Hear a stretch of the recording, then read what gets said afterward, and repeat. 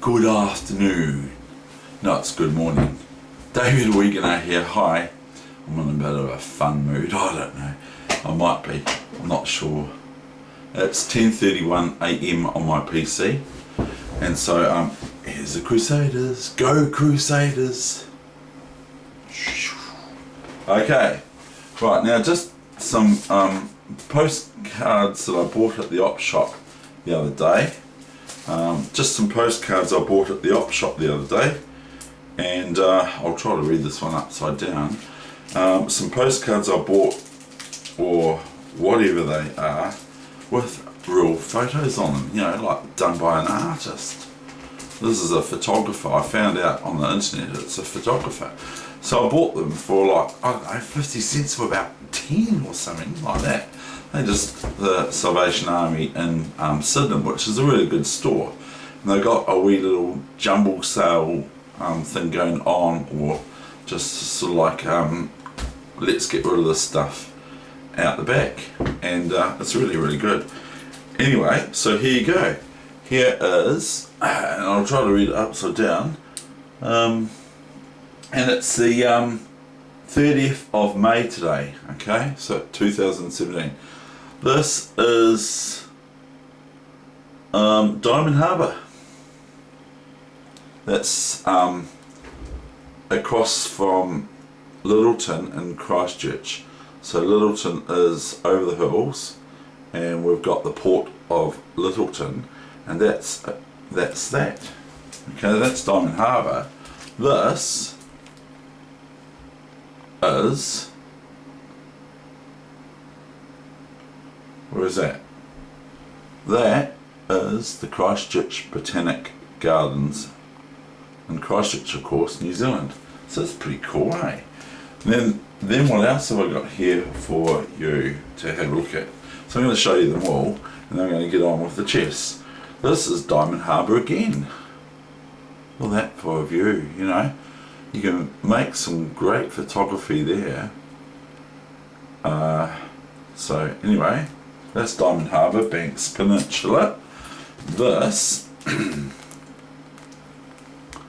is Orton Bradley Park, Banks Peninsula. Orton. That says Diamond Harbour. That's where she lives. The photographer. That's Orton Bradley Park, Banks Peninsula. I think it is too, yes, because it's over near Diamond Harbour as well. So it's quite cool, eh? Okay, and then what else have I got here? One more, and I'm going to get on with the chess. This is, okay, a view of Littleton. That's what I've just been speaking to you about. A view of Littleton. You can see down whatever side it is, a bit of industrial housing, residential area, and mainly hills and all that sort of thing. Okay, so that's my wee little images of New Zealand thing. But I'm actually, my mother is coming up to 91 soon, so I was looking at getting her one of those. But then I've also got this one, which is a little bit different. And this is, I don't actually quite understand it yet, but it's this cat, okay, up on the up in the dock, and I think it's a lawyer saying, I'm not sure.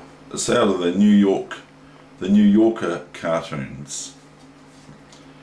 Isn't it true that you did not love the victim as you claim, but in point of fact feigned affection for the sole purpose of obtaining tuna fish? Now, I was still going to get, you know, like, it's probably basic, but I'm still trying to get my head around it. Anyway, here comes the chess game for today. Okay.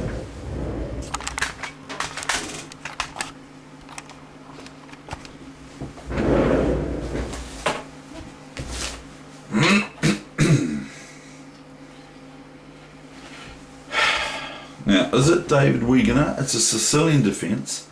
Is it David Weegenaar again today? Not at this stage. I got this too. Quite like this. It's actually, I think it's just a screen protection case for your phone, but I quite like it, you know. Quite like it. I think it's quite cool.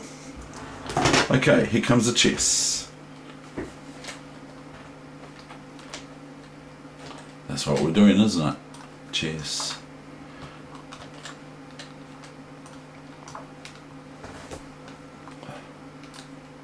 Now Bobby Fischer, he said make every move count, and there's only one move in chess to play. There's not two, there's only one move, the correct move. Now some people do strive to play the best move. They're playing the same opening. I played this in a game a couple of days ago as white. Now this is Dr. S. Tarish, Sigbert, and H.E. Bird. And this is played Tarish. Tarish is good at infiltrating. This is what I wrote in red ink back then. And this is 24th of June 1996. Now obviously these two weren't alive then anymore, but this is Tarish is good at infiltrating, and I looked at this game on the 24th of June 1996, and it was played in 1895, which is 123 years ago. 128 years ago. 128, I think. I think it's 128 years ago. Might be wrong. Might be 108. No, it's not. Okay, knight and G6. Here we go again. Another player playing with the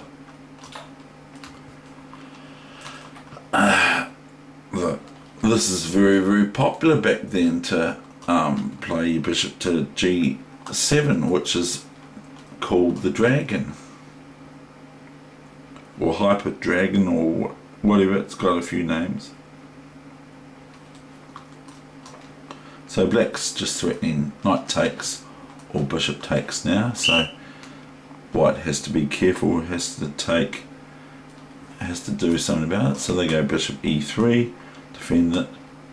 Now comes H5. Now that's a move I've never seen before, and that's played by, I think his name is Hammond, I might be wrong, but one of the people I know plays the bird's opening, plus a friend of mine plays the bird's opening too in Christchurch, and he just thinks it's so good he keeps playing it.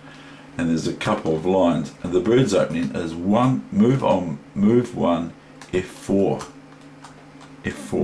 okay. So anyway, D6. Now after bishop E2, D6. This H5 pawn does look weird. Because white just carries on. Now white generally castles long here, or on the queen side, not on the king side, because one, you don't want this generally, but guess what, I'm talking out of a hole out of my head, because the thing is that white does castle short, but white can castle long here, you see. And then this looks rather odd, because it gives white attacking points. Now just some simple ones would be just to go F4, F5. Even if you lose this piece, which you won't, even if there's an exchange on D4 by knight takes, the thing is to win this pawn on F5 if it goes to F5, but that wouldn't work for black, because to try to win this pawn on F5 if it gets there or whatever, because at the end of the day there's going to be something meaty on this side of the board that white can take. So if these are all exchanged off, the queen sitting on here on the square here, d4, attacking the rook on d4 on h8 from d4, so they wouldn't be able to win that pawn on f5 if white was to play that all in one move, if it was their move, which it isn't. Bishop d7. Now, to counter everything I said to you just before, white castle's short. Castle's on the king's side. Knight f6, h3. Now this sort of bottles up black's wanting to march and mine this king's side with their h5 to h4 to h3 pawn. But I don't think it's a very good idea for black to play h5. But then again, bird was bird.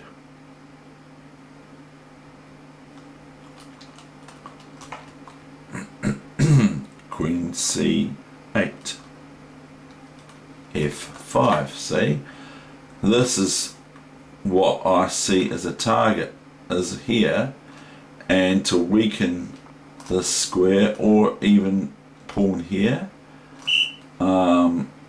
bishop here and rook here, etc. And if the king stays in the center, it's not going to be a very nice spot for it.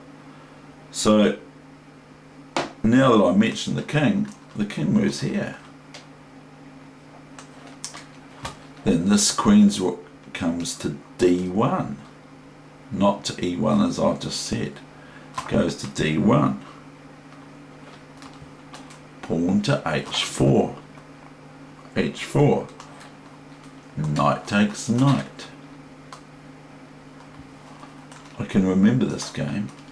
Pawn to king 5. Now look, this king is sitting on the rook's firing line. And watch this. Pawn takes pawn. Pawn takes pawn. Now, black wants to get the knight into g3. Well, whoop-de-doo. Meanwhile, on the western, northern, central front, bishop g4 comes. Now, this move's impossible because of this, and black loses material because of EP, still attacking the queen, and then this is taken with check, etc. And that's a really, really lovely position for white. So after bishop g4, queen c7. New mainline computer, you should know that. And then we've got queen to bishop 2, you see. Now, this is now getting harder and harder to defend. Bishop 2. And note, look, white has developed. We've got a rook on an open file. We can just about play that, can't we? But the thing is that black just takes this. But bishop can't take the knight because of the red line. You saw the red line. See? The red line. Queen f7 checkmate. So white could play that, but they didn't. They played this move. New mainline. You should know that computer. Your computer. You should know what the main line is. Queen takes pawn. Queen e5. Now white could play a wee trick here. Could, but doesn't. And if queen takes knight, then bishop takes g7. Okay. King or knight takes, and rook takes queen on d5. Rook d5. So white could play a wee trick there, but black's not easy to fall for those sorts of things. Anyway, queen takes king's pawn. Now we have knight takes here. New main line. You should know that, computer. You should know that. Will that become my wee saying? Knight takes e7. Now, let us look at two variations here. This one, a quick answer to that is here. Oh, yes. And so that's basically all over for black. Well, I've lost too much position.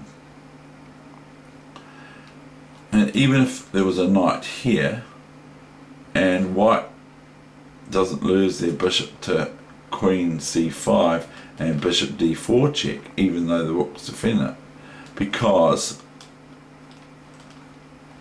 it's check after queen takes c5.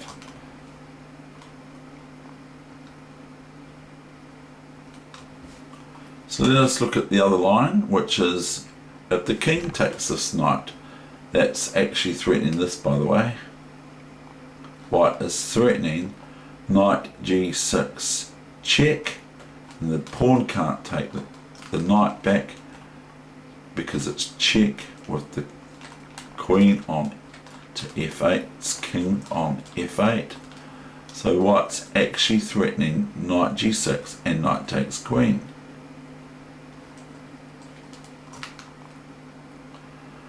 So black covers up the weakness, sort of, so to speak. You mainline computer, you should know that. And white just merely comes back to here. Now white's threatening bishop takes knight, keeping on, not stopping, because if we halt the proceedings for white here, then black will get back to getting back into the game by developing their pieces. Their pieces are undeveloped, they're still asleep. Develop, develop, develop, develop, develop in the opening, not in the middle game. Well, you got to still develop. If you have to develop in the middle game, that's no good. Okay, now I'm wanting to bring this to a close. Knight d5, bishop g7, bishop c5, check, king to g8. Note that the bishop and the rook are all sleeping at home. This knight's on the edge of the universe of the board. Knight e7, check. Now if king here, then it's a double check and a win of the queen. Okay, it's a double check with the bishop and with the knight simultaneously, and even so black can't take this even if they were able to, because it's check with the bishop of course, but it's also pinned by the queen on, as I've just said. So we have knight e7, king to h, king to h7. Now look what happens.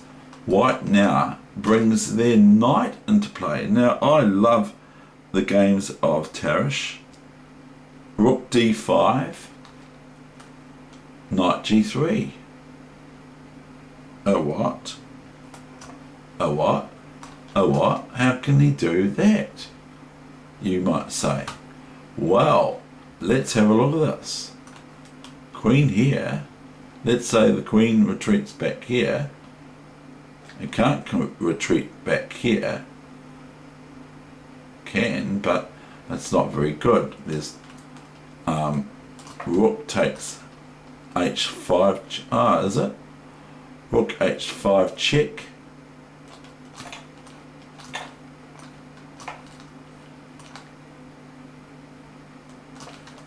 Look at this, ladies and gentlemen. Now we've got just here, here, here, here. Now I want to wriggle this.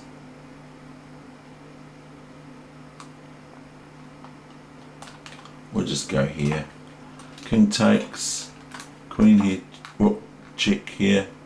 Now we're cutting down the squares for the king, aren't we? Now there's no other thing here but this. Take my word for it.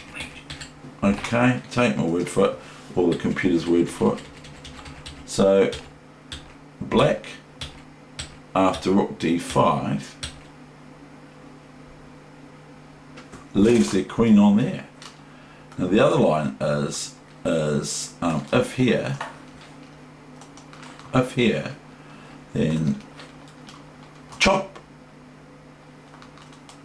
check. Now black could be annoying and go bishop here, but I don't think that would be any good because they're just going to lose big time to this. I'm sorry about this, but this is quite interesting to just look at chess sometimes like this. King here, not f6, because f6 is met with queen f6 check and queen g7 and bishop e3 mate. I'll show you. If here, then queen g7 or queen h8 checkmate. If here, then queen here, king here, bishop here. Okay, where's the king going to go? Here. If it goes here, then it's just queen here, and the best for black is here, here, here, here, here, here. Checkmate. Okay, so we'll go back to where white wins or black leaves their queen on d5 and plays knight g3. You should know, computer, this is the main line, knight g3. Oh, the other one was this, if queen c7, rook here, if pawn takes, then what was it now, Dave? Well, we can go here, here, and here, and I'm sure everyone can see that after queen here. Okay, checkmate. Okay, so this is quite a wee bit involved, this game, so I do want to go over the analysis, because the analysis in chess is quite fun to look at too. So knight g3, you should know, computer, this is the main line.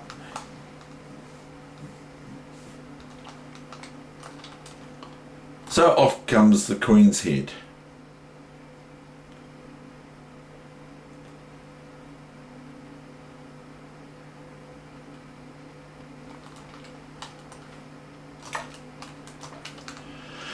See, white's still just quite content with, okay, I've got an advantage in space and my pieces are all developed and they're all out and they're active.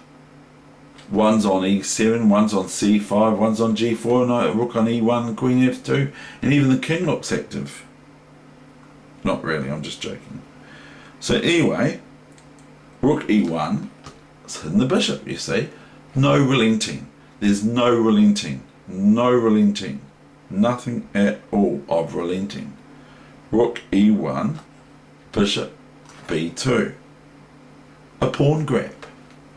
Bishop d4, which forces this. Now if the rook and the bishop weren't here and they were somewhere else and somewhere else, white would be, if they take this with their queen, losing their queen to knight check, the X-ray position of the game. But there are a rook and a bishop defending both those squares, so white can take that without fear. Pawn to bishop 4, and then came the end of the game. Now black can take here, just here. See, the thing is that all the pieces of white are aiming for black's king. What's black going to do here? What can they do? We can go here. Can we? Yes, I suppose so. I suppose we can just about play anything, but this is the best move in my opinion for black here. Not here so much because of this ain't Queen H4. I don't agree with that. I just think here, and then checkmate is to follow the next move. I'm sure everyone and their dog can see the checkmate here. So that is my end of my session. Anything else, I'll just have a look if there's anything that's going to annoy me. I'm going to go, oh, I should have said this end to it. So we got after bishop f5, gf5, rook e7 is very, very decisive. Now black cannot go here because of queen g7 checkmate. Or if you want to, new variation, you should know that computer. You've got this as well, you know, you just got this. We've still got to be careful. That's the only move. Checkmate, amigo, and there's other ones there too. I'm going to leave it up to you if you want to have a look at them. That's my session for today. It's gone a wee bit over the 20 minutes mark, but there's a bit of information and informativeness there too.